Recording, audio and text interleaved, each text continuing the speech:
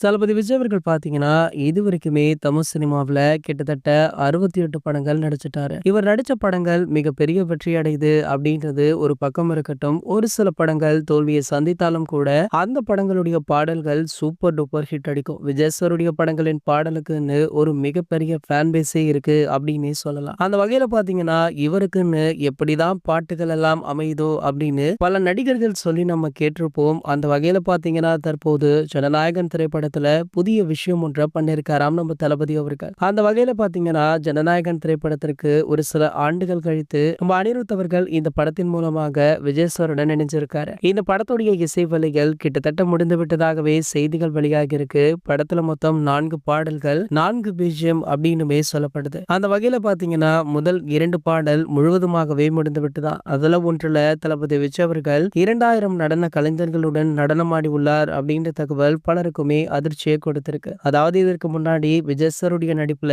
லோகேஷ் கனகராஜுடைய இயக்கத்துல வெளியான லியோ திரைப்படத்துல கூட கிட்டத்தட்ட 1000 நடன கலைஞர்கள் ஒரு பாடல்ல ஆடி இருப்பாங்க. தற்போது அதனையுமே தாண்டி 2000 அப்படின்ற விஷயம் பலருக்குமே அதிர்ச்சியை கொடுத்திருக்கு. எது எப்படியோ பாட்டை சீக்கிரம் ரிலீஸ் பண்ணுங்க அப்படின்னு தளபதி ரசிகர்களுமே சொல்லிட்டு இருக்காங்க. இது போன்ற சினிமா செய்திகளை பத்தி நீங்க உடனே தெரிஞ்சுக்க நம்மளுடைய தளபதி 360 அப்படின்னு நம்ம சேனலை சப்ஸ்கிரைப் பண்ணிக்கோங்க.